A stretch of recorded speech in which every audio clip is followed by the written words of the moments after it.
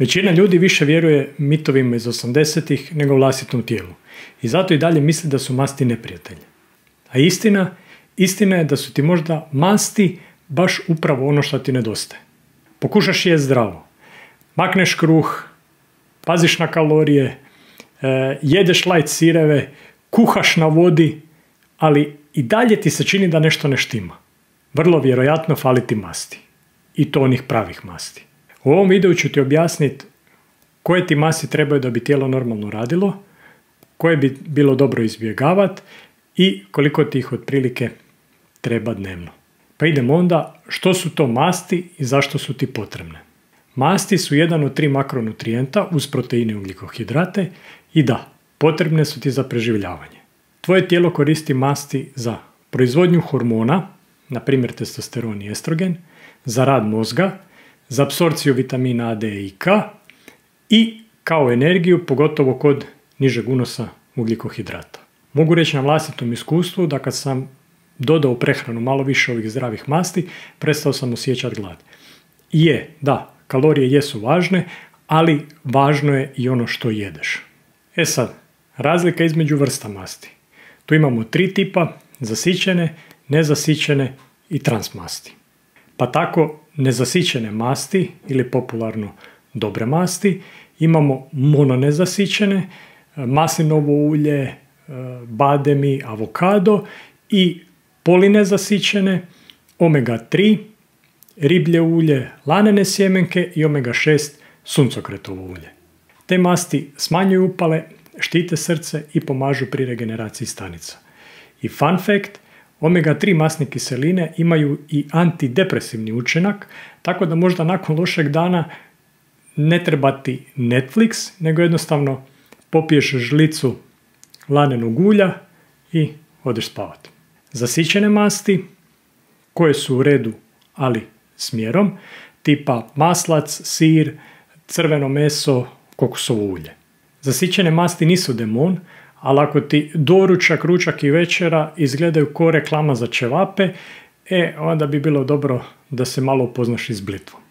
Nekad su bile glavni krivac za sve, ali danas znamo da zasićene masti nisu tako loše, a pogotovo ako dolaze iz cjelovitih namirnica.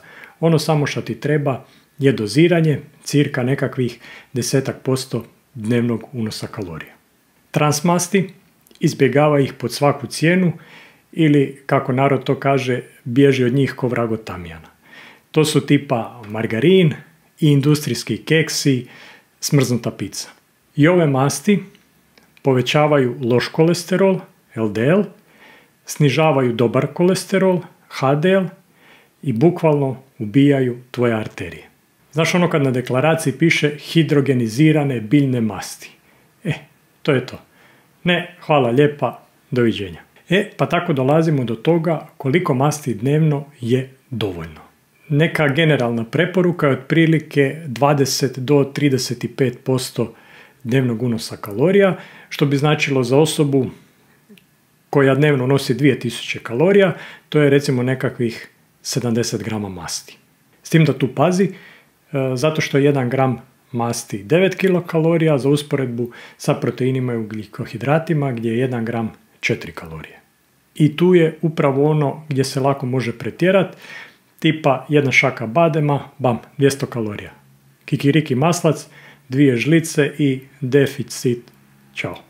I ne trebaš vagu i kalkulator svaki dan, ali ako ti sve pliva u maslinovom ulju, onda to više nije mediteranska prehrana, nego više fritola lifestyle. I tako dolazimo do primjera dobrih izvora masti. Pa tako imamo životinjske izvore, jaja, žumanjak je zlatna mast, govedina, pogotovo grass fed ako si totalno fancy, i maslac, ali onaj pravi, ne onaj light od plastike. Pa zatim bilateralno masni MVP-evi, maslinovo ulje, avokado i orašasti plodovi. I na kraju biljne masti, omega 3 i omega 6, lanene sjemenke, čija sjemenke, orasi, suncokretovo ulje, sezamovo ulje. I tako smo došli do toga da malo raščistimo i mitove o mastima. Mit broj 1, masti te debljaju, Ne debljaju te masti, deblja te višak kalorija. Teoretski možeš se udebljati na voću, iako iskreno nisam čuo za takav primjer, i recimo samo na riži. Mit broj 2, sve zasićene masti su loše.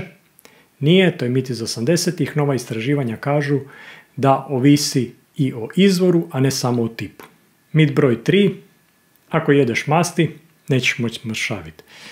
Nije istina i ne samo da nećeš moći smršaviti, dapače još će ti pomoć zato što te masti drže sitima i stabiliziraju šećer u krvi. E sad, keto, low fat i ostali cirkusi. Ako ideš na keto, to znači da jedeš puno masti, manje ugljikohidrata. Ako ideš na low fat, znači jedeš manje masti, ali onda jedeš obično više ugljikohidrata i proteina. Obje strategije mogu raditi. Ono što definitivno ne radi je da jedeš i puno masti, i puno ugljikohidrata, i puno proteina i u sve to onda imaš još i 0 samodiscipline. I za kraj zaključak, masti nisu loše, dapače, masti su ti prijatelji. I nemoj ih se bojati, nego ih nauči koristiti.